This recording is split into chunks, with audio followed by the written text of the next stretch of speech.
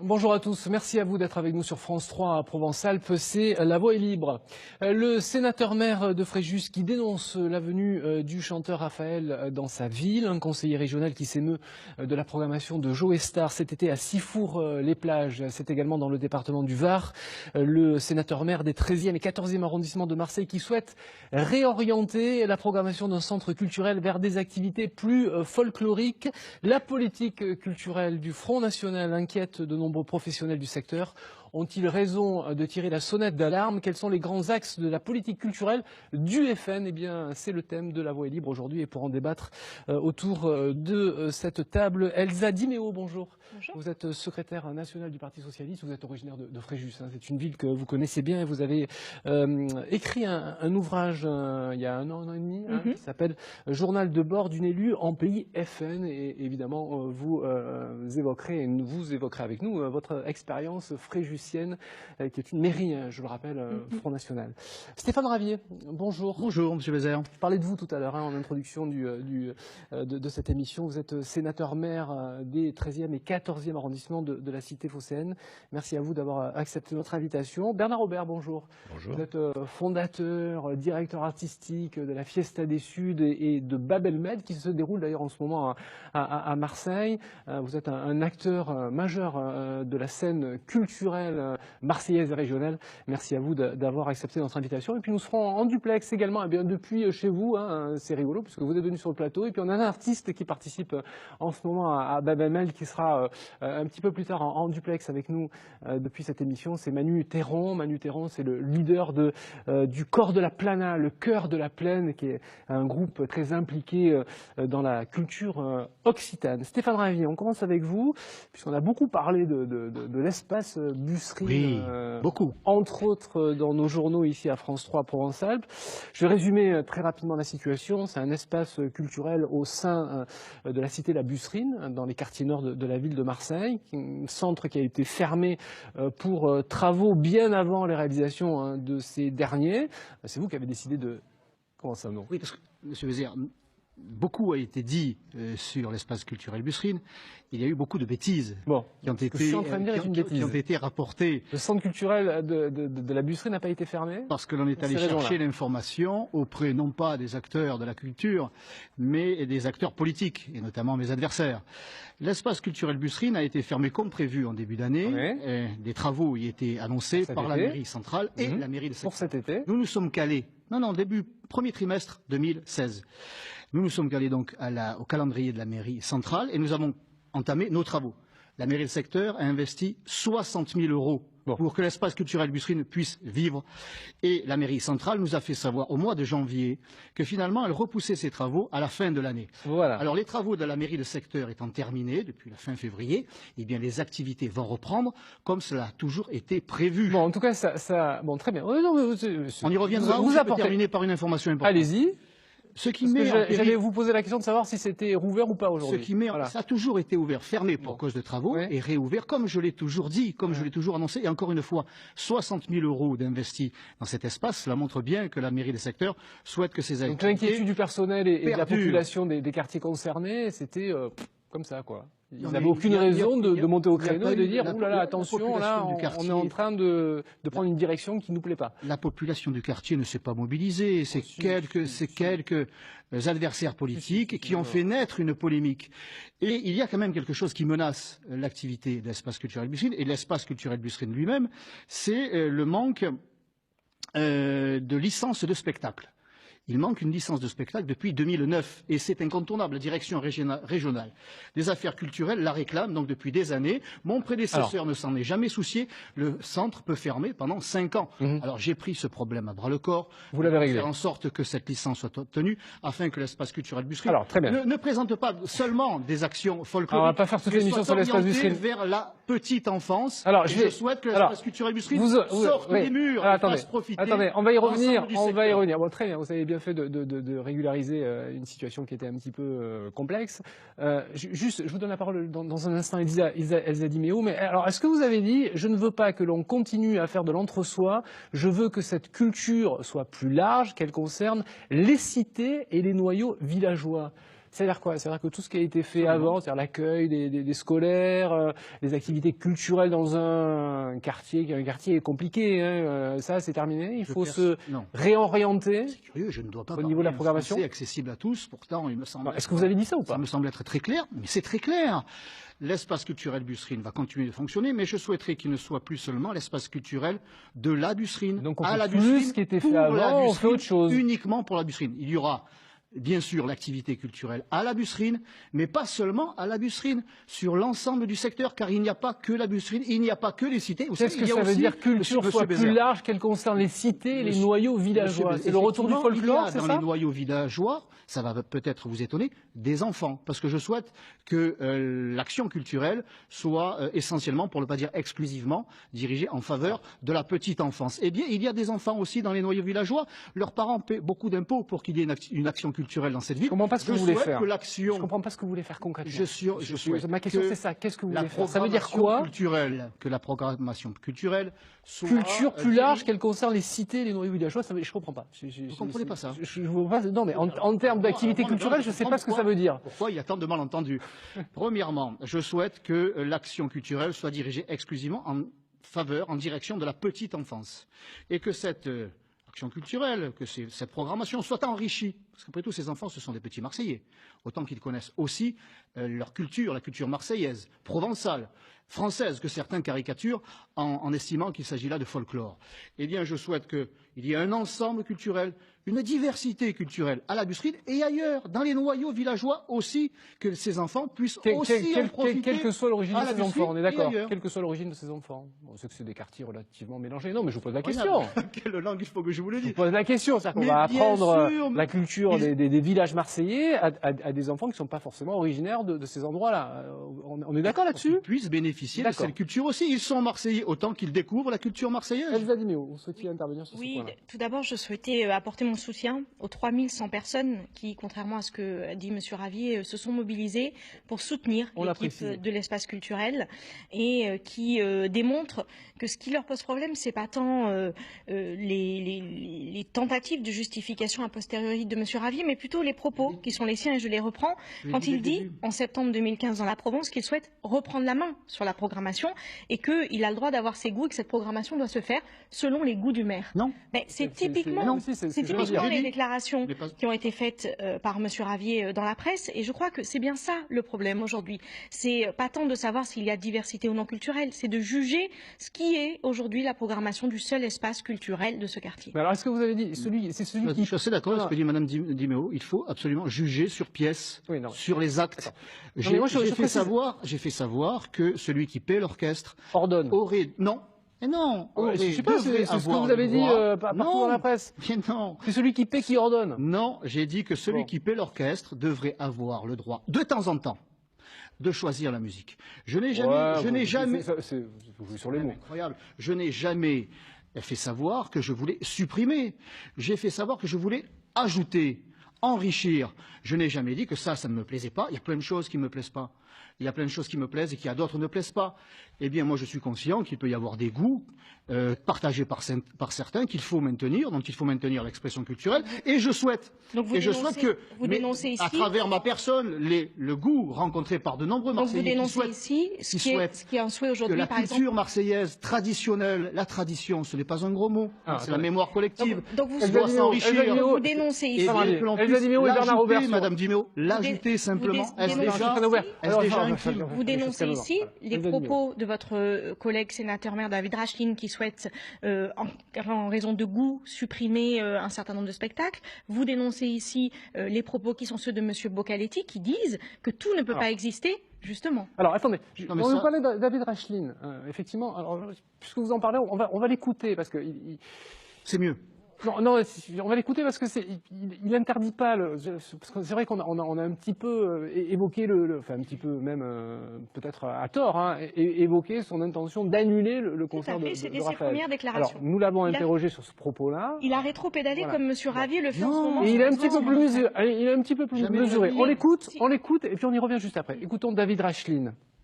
Je critique moins lui, à la limite, que ceux qui ont fait le choix de le programmer en ce moment, parce qu'encore une fois, je pense qu'il faut qu'on soit rassemblés autour des valeurs de la République.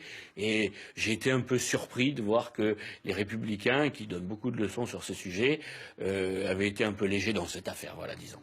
Voilà, David Racheline, sénateur maire Front National hein, de la ville de Fréjus, qui dit voilà, j'aime pas, maintenant je vais pas interdire quoi. Sauf qu'il c'est son droit, non, d'exprimer. Il a fait des premières déclarations demandant, dans un premier temps, de supprimer cette programmation. Face à la fronde que cela a provoqué, il a rétropédalé. Je voudrais vous dire que ce n'est pas son coup d'essai. Il a déjà fait annuler, lui et son équipe Front National, la venue de Madénian dans le même cadre. Donc il s'est trouvé dans une situation un peu compliquée, c'est qu'il a découvert, parce que les élus de Fréjus ne lui avaient pas raconté la programmation 3 jours avant. Mais ils ont voté pour la mise en place de ce spectacle. Et donc il a fait des premières déclarations face à la réaction assez unanime et du monde culturel, mais aussi de la société civile engagée.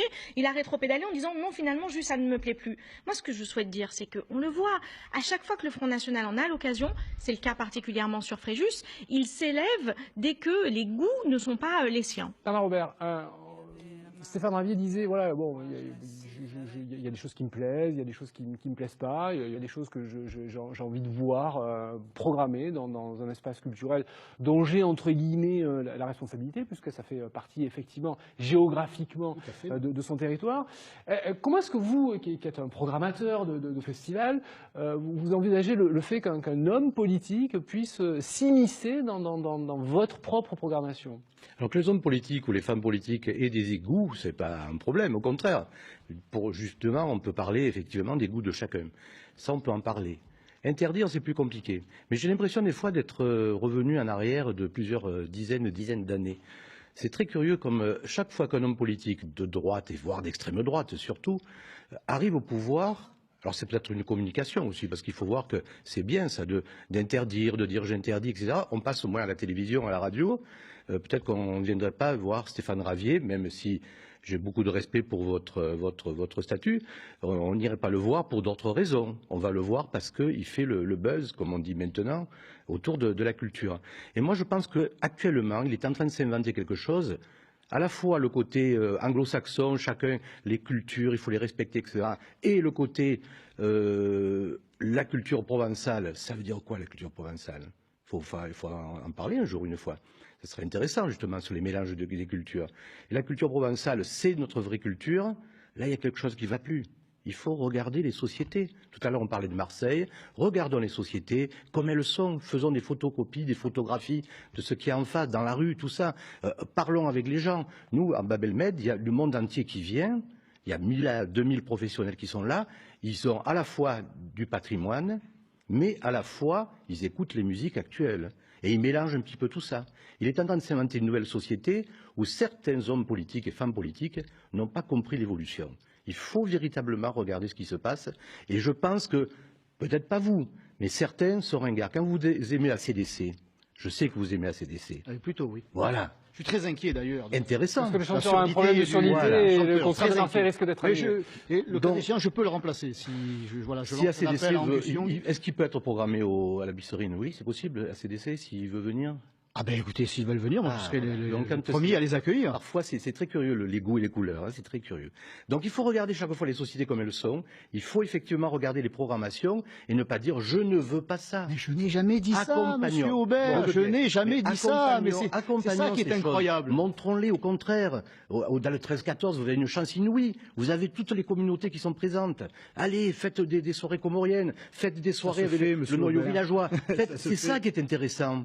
C'est ça qui est intéressant, en tant que maire. Alors, juste sur la première partie de votre réponse, Bernard Robert, est-ce que finalement, voilà, entre Frédéric Boccaletti qui monte au créneau sur la venue de Joe Star, on y reviendra dans un instant parce qu'il a communiqué, on a tous reçu un communiqué de presse, et il y a deux, trois choses sur lesquelles j'aimerais vous faire réagir, mais on y reviendra dans un instant, mais sur l'attitude de David Racheline par rapport au concert de Raphaël, par rapport à tout ce il s'est passé autour de l'espace Busserine, est-ce que finalement c'est pas des coups d'éclat pour remobiliser la base du Front National? C'est ce que vous disiez, mais voilà, c'est une question que je vous pose clairement, Stéphane Ravier.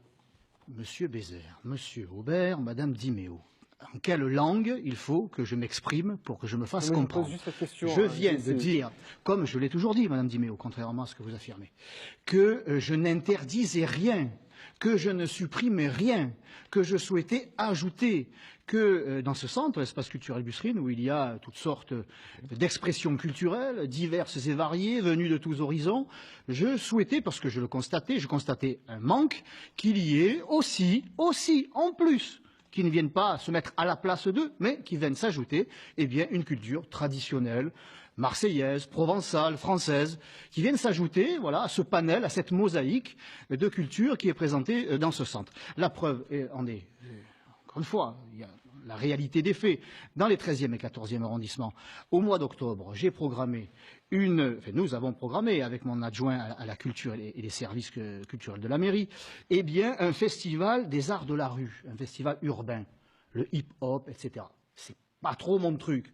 Bon, ça aura quand même lieu dans le 13-14 au mois d'octobre, parce que je suis conscient qu'il y a une jeunesse qui aime, ou moins jeune d'ailleurs, qui aime cette culture. Il y aura le festival antillais, son 10e anniversaire, qui est évidemment français, dans les locaux même de la mairie, le festival international de folklore de Château-Gombert que nous soutenons, hein, c'est évidemment organisé par le Roudelet Félibrin.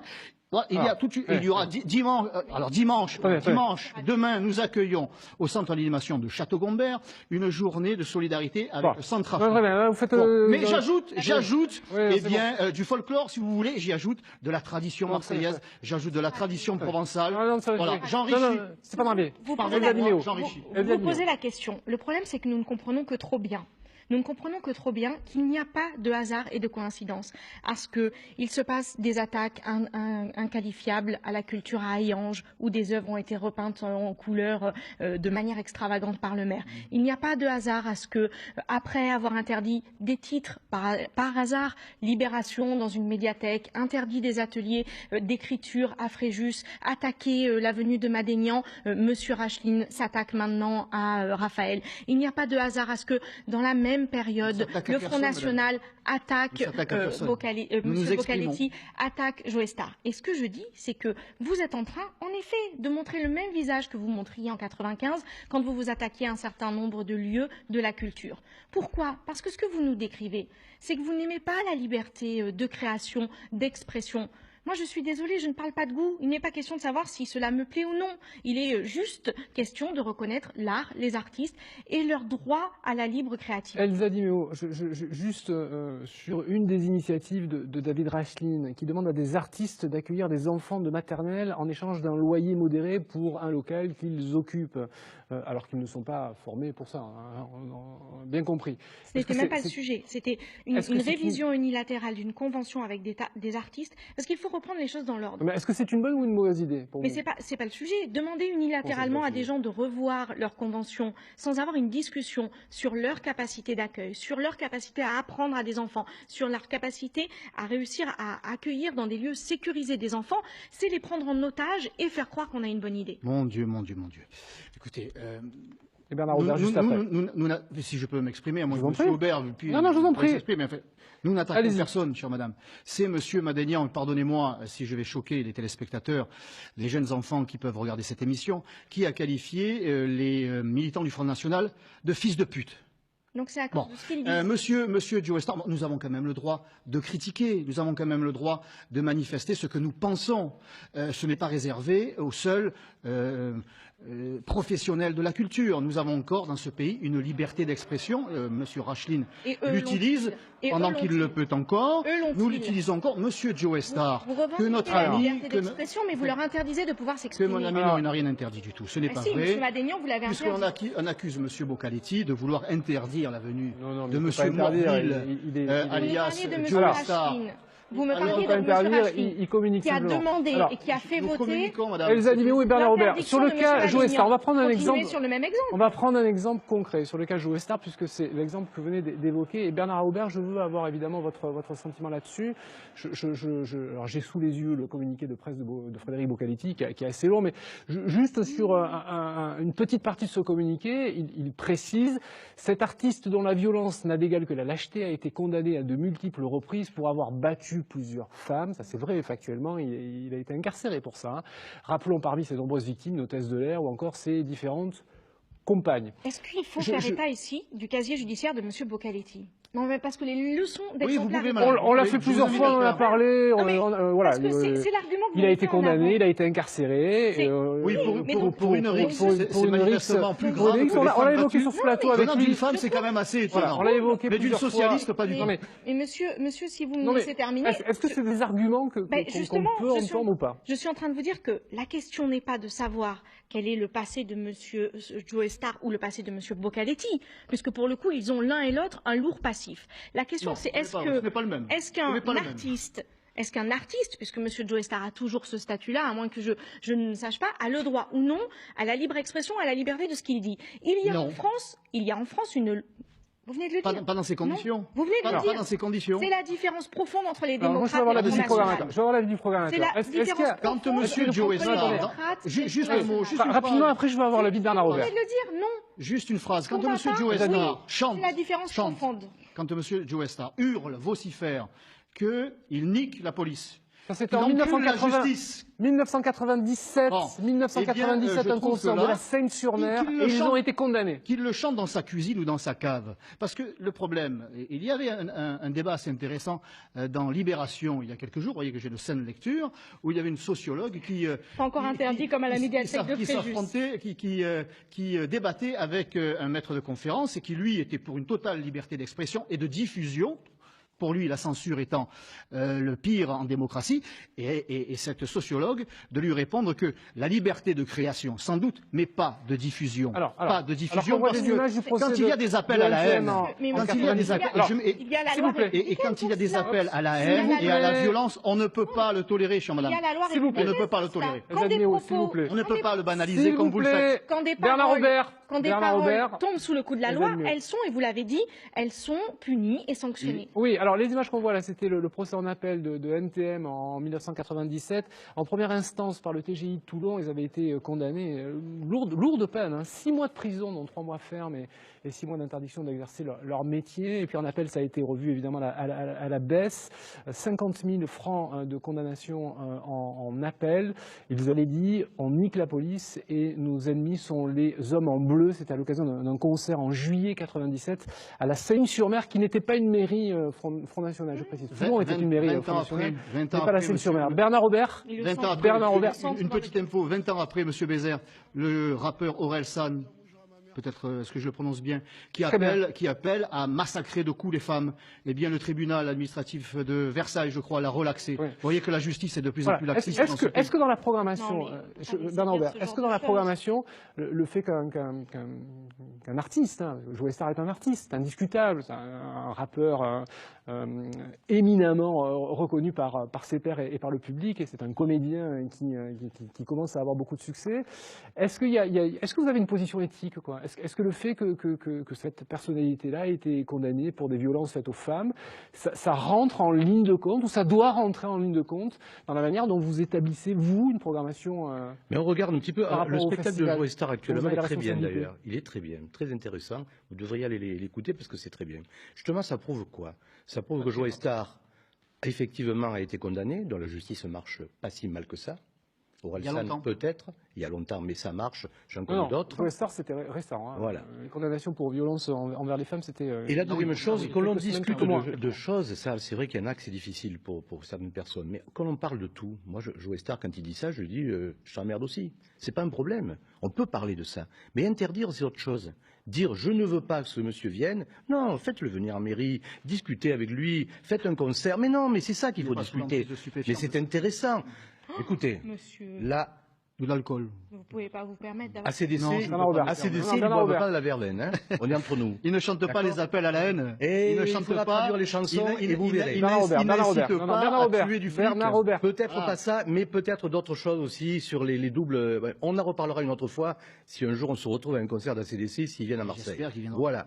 Donc à partir de là, c'est vrai que les artistes, qu'est-ce que vous voulez qu'on dise ce genre de choses? Toute la scène rock, par exemple, américaine aux États-Unis ou même française, encore une fois, je le dis, ne boivent pas que de la verveine. Tisane, je parlais pas d'alcool. Ils sont effectivement inondés de toute une série de choses, de produits, ils chantent, ils gueulent, ils crient, ils insultent, et ça fait partie de l'histoire. Après, on peut en discuter. Il y a des paroles, moi, qui me choquent dans certaines Orelsan. Je lui ai dit comme je vous le dis là, je lui ai dit, c'est con ce que tu racontes. Et je lui ai dit comme ça. J'ai pas dit, excusez-moi monsieur. Il est en train de changer, et puis c'est intéressant ça, justement. Oui. Parlons de tout, n'ayons pas peur. Est-ce que la liberté, artistique, voilà, sous couvert de la liberté artistique, on peut dire, chanter, écrire, jouer, n'importe quoi? Pas n'importe quoi. L'exception culturelle française, c'est la liberté de création dans le cadre artistique et culturel. Mais par contre, la loi ne permet pas d'avoir des propos racistes, antisémites, d'incitation à la haine, etc. Donc aujourd'hui, il y a un cadre. Seulement, ce n'est pas la censure de l'ordre moral de M. Ravier, c'est tout simplement la loi de la République qui fait qu'un certain nombre de propos ne peuvent pas être tenus. Et c'est un cadre qui doit être accepté de tous. Je voudrais qu'on évoque, alors c'est pas pour l'affaire Joe Star, ce qui est gênant, pardonnez-moi, il ne vient pas en concert, j'allais dire, organisé par lui-même ou sa société de production, mais il vient à l'invitation de la mairie de Sifour. Oui, mais on sait très bien quand Frédéric Bocaletti, de la fête de la musique. C'est une guerre sans fin. Donc il y a donc une guerre sans fin. Lorsque monsieur Morville va s'exprimer et vociférer tout l'amour qu'il porte à ce pays, eh bien, il le fera devant un public qui n'est pas nécessairement prêt ni volontaire à écouter ces diatribes. Donc, c'est là que ça devient gênant. C'est quand les pouvoirs publics financent l'appel à la haine, comme ça a été le cas pour l'exposition de peinture à la friche de la Belle. Exposition d'art pédophile avec l'argent du contribuable. Oui. Est-ce que vous l'avez dit, ça? Absolument. Bon. Vous voulez que je vous en montre la preuve, monsieur Bézère? Bah, vous l'avez déjà fait sur ce plateau. Hein. Oui, non, je ne crois pas. Je vais demander aux parents d'éloigner les enfants de l'écran, parce que c'est tout simplement arrêtez votre spectacle. Gerbant, chère madame. C'est ignoble. Voilà ce que vos amis du Conseil régional de Provence-Alpes-Côte d'Azur ont financé avec l'argent public. Donc si vous avez la possibilité, si vous aviez été à la présidence de la région, ça c'est le type d'exposition que vous n'auriez sous aucun prétexte financé. Jamais financé et jamais accueilli, parce que Jean-Claude Bourret quand même l'a accueilli. Et quand je vous entends défendre ce que vous appelez de la culture à travers cette ignominie et qui s'attaque à l'enfance, je me dis, madame, qu'avec vous, avec votre conception de la culture, on touche le fond. Vous savez, monsieur Ravier, en même temps, je ne suis pas sûr que l'exposition était ouverte aux gamins. Hein, donc, oui, elle était interdite aux mineurs. Elle était au départ. Non, elle était interdite. Et notamment du Front National, puisque j'ai été le seul à m'exprimer publiquement sur ce sujet. Eh bien, on a fait du rétropédalage, comme vous le disiez. Manu Théron étant... Elle était du début à la fin, juste si vous me permettez, parce que j'ai été interpellée. Du début à la fin, elle était interdite aux mineurs de moins de 18 ans. Est-ce que vous la condamnez? Mais vous venez de nous faire la démonstration. Est-ce que vous la condamnez, oui ou non? Vous venez de nous faire la démonstration de ce que je dis. Vous avez votre ordre moral qui détermine, selon vos goûts, ce que vous êtes prêt ou non à accepter. Et je vous le redis. Je ne l'accepte pas. Et je vous le redis. La culture, en tout cas la culture française que vous dites aimer, ce n'est pas cela. C'est la possibilité de laisser la liberté de création aux artistes. C'est la possibilité, quels que soient vos goûts, quels que soient ils veulent dans leur cuisine, madame. Mais exposer ces ignominies, je ne comprends pas que vous souteniez ça. Je ne le comprends que trop venant d'une socialiste. Manu Théron, oui, alors Bernard Robert et Manu Théron très rapidement. Allez voir l'exposition de Victor Hugo sur l'érotisme à Paris. Je vous le conseille. Et si vous voulez, Victor Hugo, je parle du français là, vous voyez. Sérieux. Victor Hugo, allez voir cette exposition. Je vous montre à nouveau. Mais je les ai vus, je les connais, et je trouve que c'est intéressant parfois. C'est un scandale. Mais Victor Hugo, je ne parle pas d'un mec moyen qui est perdu dans un coin. Victor Hugo, allez voir cette exposition non plus, on disait sur l'érotisme. Allez voir l'érotisme de Victor Hugo. Manu Théron est en duplex. Manu Théron est en duplex avec nous. Rebonjour Manu Théron. Il y a un léger décalage entre vous et nous, même si vous n'êtes pas très loin de ce plateau. Chanteur, leader, animateur de Cor de la Plana, ça veut dire cœur de la plaine en occitan. Je voulais juste qu'on revienne sur la notion de folklore. Ouais. C'est vrai que dans la notion de folklore, dans ces revendications territoriale, quoi, de pays, il y a un petit peu de tout, quoi. Hein. Comment est-ce qu'on se positionne quand on est un chanteur qui valorise cette culture-là sur l'échiquier politique? Est-ce qu'on arrive vraiment à faire fi d'un positionnement politique par rapport à des revendications culturelles telles qu'elles sont telles que sont les vôtres? Alors j'entends notre question. Moi, ce qui me Ce que j'ai entendu du débat qui a précédé, c'est surtout que beaucoup de gens confondent culture et idéologie. Et beaucoup de gens ont toujours essayé d'instrumentaliser la culture depuis très longtemps, et la culture provençale comme toutes les autres. Donc, nous, depuis Charles Maurras jusqu'à Pétain, on sait très bien qu'il y a eu des entreprises de récupération de la culture au travers de son expression populaire qu'a pu être le folklore à un certain moment. Mais sachez que le folklore, c'est avant tout une invention. Ça a été inventé, le folklore provençal, par Mistral et Baroncelli. Il n'y avait pas de Gardien avant eux, il n'y avait pas de robe arlésienne. Et, ma foi, je pense que, voilà, il faut pas se fier à l'idéologie. L'idéologie, c'est une chose qui a une histoire. La culture, c'est une autre chose qui dépasse le champ historique. C'est quelque chose de plus vaste, la culture. Donc, il ne faut pas se fier uniquement à ce que peuvent vous dire des idéologues pour vous faire une idée sur ce qu'est la culture provençale, par exemple. Moi, je dirais plutôt l'ensemble des cultures d'oc, puisque c'est de ça que je m'occupe en tant que créateur et que chanteur. Donc, ce que je veux dire aussi, c'est que par là même, cette histoire, elle a été instrumentalisée. Mais rappelons-nous des Maigret. Rappelons-nous qu'à l'époque, à Vitrolles, ils avaient essayé d'instrumentaliser le folklore et que le groupe folklorique de Vitrolles, les Dindoulettes d'Auroucas, ce qui veut dire les Hirondelles du Rocher, rappelons-nous qu'ils avaient refusé la subvention des Maigret, que les gens ne sont pas tous instrumentalisables et que nous ne sommes pas instrumentalisables. Aussi, pour moi, par exemple, pour reprendre l'exemple de Joe Star que vous citiez, eh bien, je connais très bien les grands poètes marseillais de la contestation qui conseillaient de pendre des curés et d'aller tirer sur l'armée, et je constate avec grand plaisir que Joe Star était un digne successeur des grands poètes provençaux. Et je suis très très content qu'il soit cité en exemple aujourd'hui. Parce que ça me fait plaisir. Voilà ce que je peux dire sur le folklore, monsieur. Ok, très bien. On revient vers vous, évidemment, puisque l'émission n'est pas terminée. Simplement, il est midi, passé de quelques secondes. Désolé pour le retard. Et c'est maintenant, tout de suite, l'heure du flash. Tout de suite.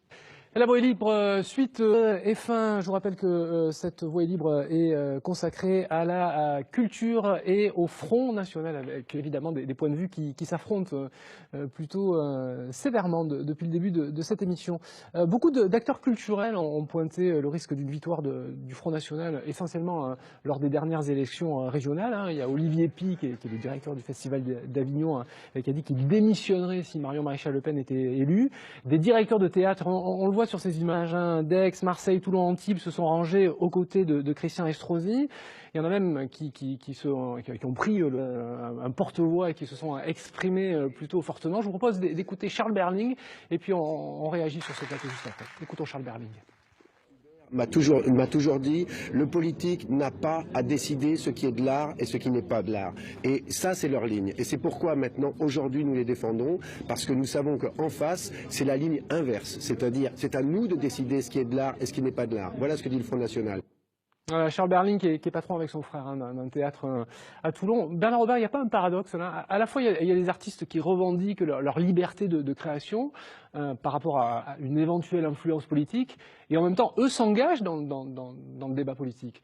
Est-ce qu'il n'y a pas un paradoxe, une contradiction entre d'un côté, voilà, moi je veux être libre de créer, et de l'autre, l'engagement politique qui est celui de Charles Berling. Clairement, il appelle à voter Estrosi. Parfois, il vaut mieux effectivement choisir un camp plutôt que l'autre.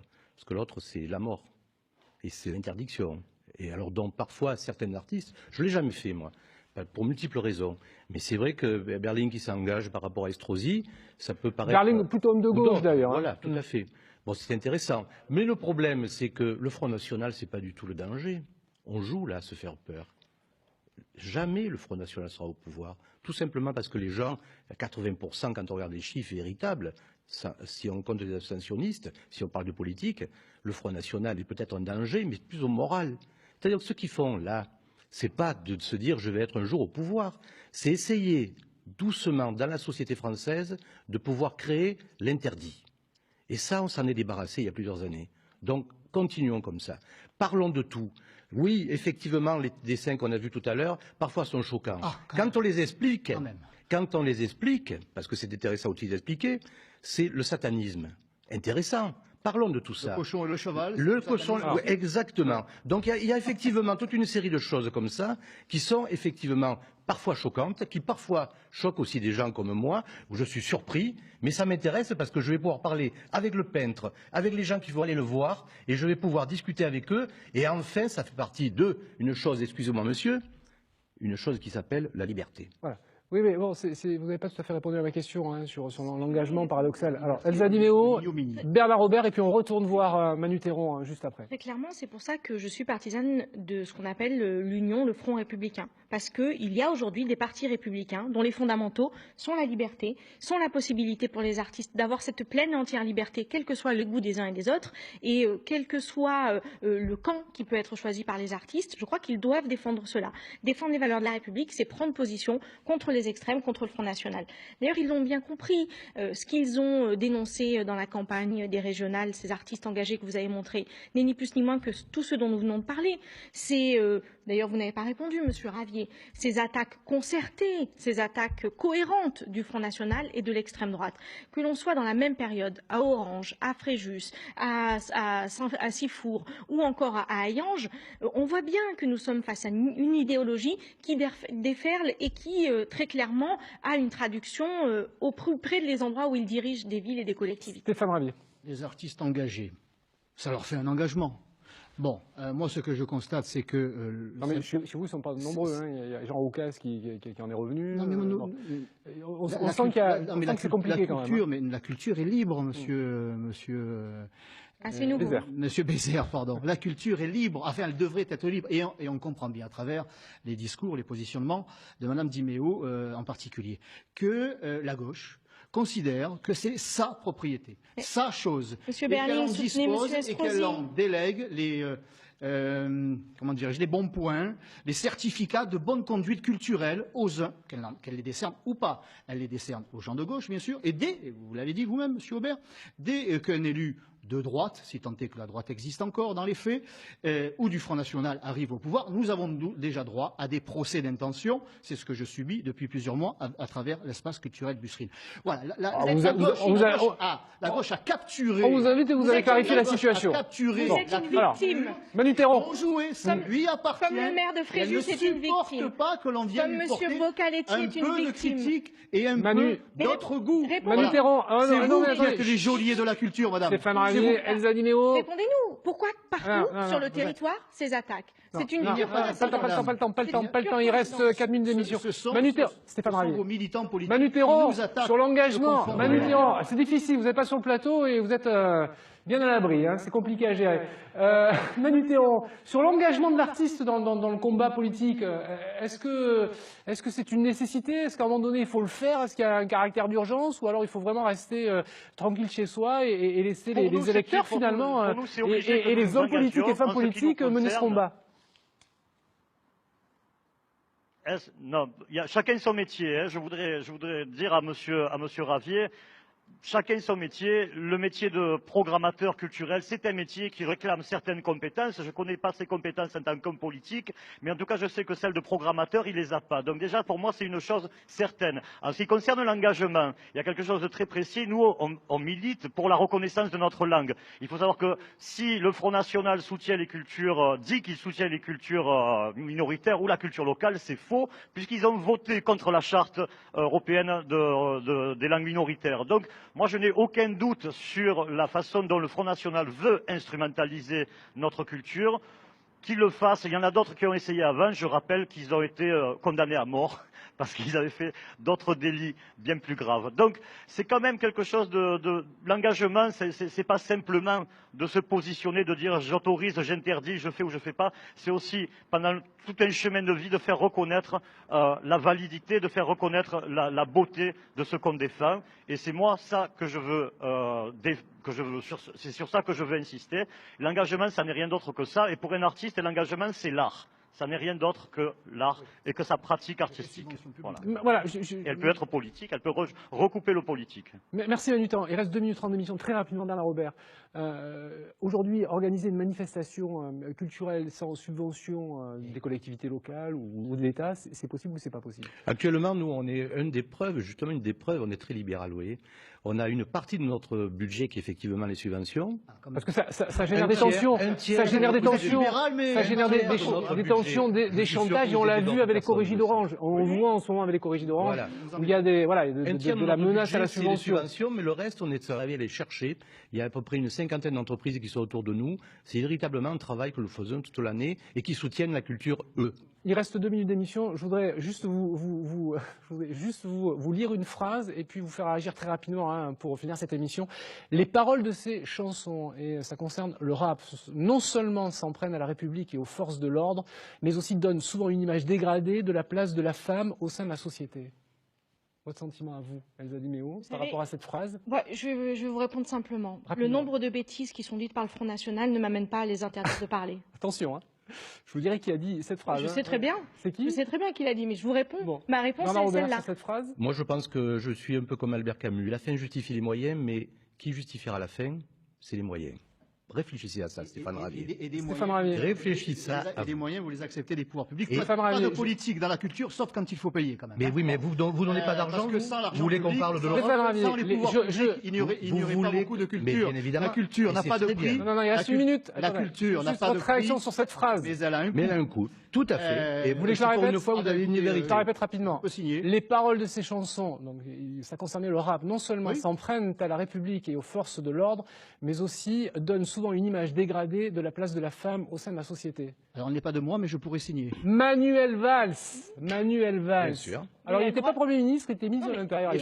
Mais il faut qu'il aille au bout de son constat, qu'il agisse. Et je vais au bout. Manuel Valls est un fervent défenseur de la liberté de la loi, de la liberté artistique. Le projet de loi de création. Visiblement. Mais pas des femmes. Mais c'est pas la liberté de la femme. Mais c'est pas le sujet. Terminé. Les goûts, et je reviens à ce que je disais, les goûts individuels ne doivent pas rentrer en ligne de compte dans l'attitude politique. Merci à tous les trois. Merci à Manu Théron. Ces interventions étaient particulièrement intéressantes. Merci à tous les trois d'avoir été sur notre plateau. On se retrouve la semaine prochaine.